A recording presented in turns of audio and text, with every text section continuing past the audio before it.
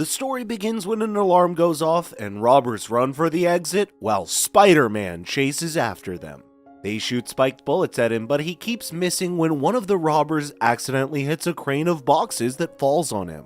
Spider-Man then takes out the driver, who is anxiously trying to get the chopper ready and flying. He then moves to dispose the rest of the robbers when his spider senses tingling as two armed robbers were about to shoot him with guns. Spider-Man pulls them together with his web and knocks them out. The big guy throws boxes at Spider-Man, which throws him off the roof, but he web slings back and kicks the guy off the roof. He then uses a web to save him before he fell to his death. One of the robbers manages to escape with the chopper, while another was shooting at Spider-Man. Spider-Man scales the wall and web slings to the helicopter, taking out the robber who was escaping, and pulling up the falling chopper by creating a web to pull its weight. Later, guards show up with the robbers restrained in a net. Spider-Man later visits Tombstone, who brings him one of the robbers' masks, suggesting he was behind the attempted robbery. He claims that no amount of money will make him turn a blind eye to his schemes. He then leaves, but not before warning Tombstone that he's coming for him. After Spider-Man leaves, Tombstone wonders what to do when Venom shows up, suggesting he will handle Spider-Man. Bothered with strangers entering his office, Tombstone cracks a joke about locking up his windows. When Venom insists on taking the job, Tombstone suggests he must prove himself first, which is to destroy Spider-Man. Venom expected as much from Tombstone's answer, but claims he will have fun with Spider-Man first before he kills him. The next day, Peter Parker, aka Spider-Man, arrives at the hospital to check on Aunt May, who has recently had a heart attack. He claims he hates seeing her hooked up to machines and fears she might have been scared when he was not there. He is later reminded of Uncle Ben's last words about having great power coming with great responsibility, but wonders if his responsibility should be to the people who rely on him. Peter shows up at school and confronts Flash Thompson to thank him for the reality check when Flash urges him not to tell anyone about it. Peter's friends later check up on him and his aunt. Peter uses this chance to apologize to everyone how he acted recently. When Gwen Stacy explained that he must have been stressed, and given the situation, Liz Allen thought Peter could use some angst break, and suggested he held the giant balloon float for the Thanksgiving Day parade when Peter refused and explained that the hospital was discharging Aunt May from the hospital. Gwen wonders if he plans to return to the hospital so she can accompany him, and Peter claims Aunt May would be thrilled to see her. When the bell rang, the others go to class, and Mary Jane Watson confronts Peter. She admits that she recently went out on a date with Eddie Brock, and explains that Brock only asked her out because he thought she and Peter were a thing. He wanted to hurt Peter and didn't mind using her to do it. Peter admits that although they had issues then, he could not believe Brock would try to hurt him. Mary Jane advises him to be careful, believing Brock doesn't think of him as a brother anymore. Later, Peter called Brock and was about to leave him a message when he answers. Brock suggested they hang out after school, but Peter refuses, claiming that he must be with Aunt May when she gets discharged. When Peter hangs up the phone, Brock claims that they will see each other soon enough, suggesting that Brock already knows Peter is Spider-Man. Peter and Gwen show up at the hospital, where Dr. Bromwell explains everything is going so well that Aunt May can be discharged by tomorrow to enjoy Thanksgiving with her family. When Aunt May is excited to prepare her special Thanksgiving turkey dinner, Peter steps up and claims he got dinner covered, suggesting that it is easy preparing one. Back at home, Peter prepares a Thanksgiving dinner while going through the stuff in the kitchen. What seemed easy at first glance turns out to be quite tricky, as Peter soon realizes when he burns it all and wonders if Romita delivers turkey and fixings pizza.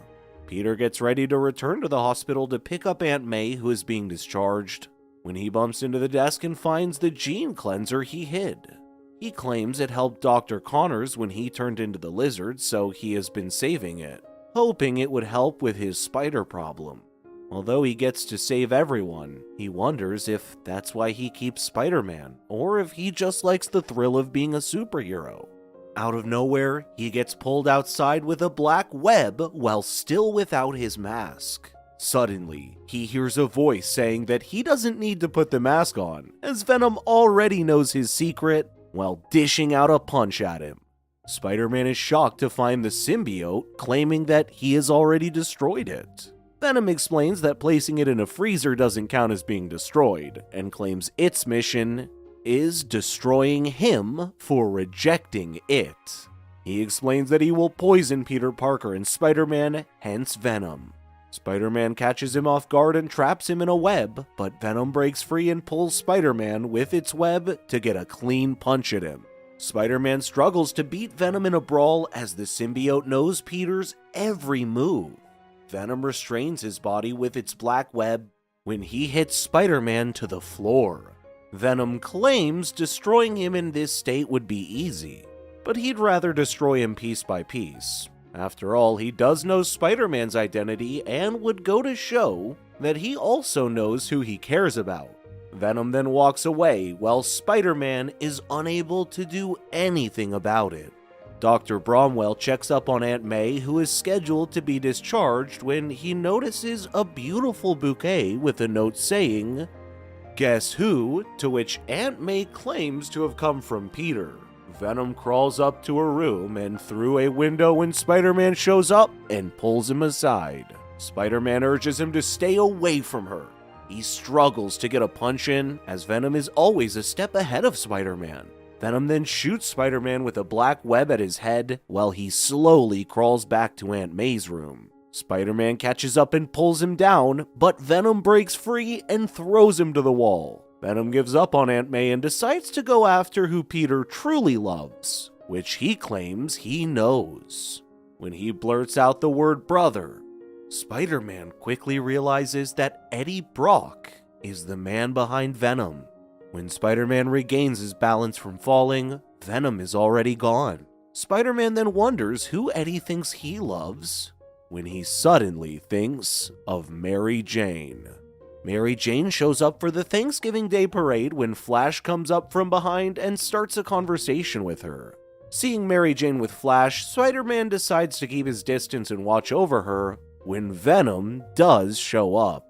He relies on his spider sense to warn him if Venom tries anything. While Flash tries to woo Mary Jane, she looks for Gwen when she finds her with Brock and worries over her. Brock then walks away with Gwen, so Spider-Man follows them when he finds Gwen's trumpet on the floor.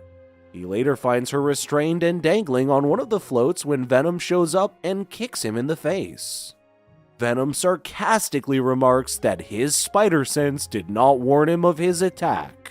Spider-Man assumes that since he spent some time with the symbiote, his spider sense doesn't consider Venom a threat. He tries to reason with Venom, but he claims he isn't being controlled as they both share the same desire: to destroy Spider-Man and Peter Parker. Spider-Man jumps off the building trying to run away from Venom, but his webs catch him and he gets pulled back up, even rooting up the lamppost to which Spider-Man tries hard to cling to. Spider-Man claims that Brock has always liked Gwen and asked him to let him save her. As Venom's web slowly detaches from the float to where Gwen is stuck, Spider-Man rushes to her side. When Venom comes out of the building and stops him, Spider-Man tries to reason with Brock, who has his hands on him, trying to choke him out. Brock claims they were never brothers. Although their parents died together, Peter still had his aunt and uncle while he had no one. When Spider-Man realizes that words are not enough, he kicks Venom away while trying to get back to the parade to save Gwen, while Venom chases after him. Spider-Man can't seem to close the distance as Venom is not far behind and stops him every time he gets close. Spider-Man is furious and demands he shut up while shooting a web at his mouth. Venom ridicules Spider-Man for always cracking jokes at his opponents, but can't take it when they joke about him.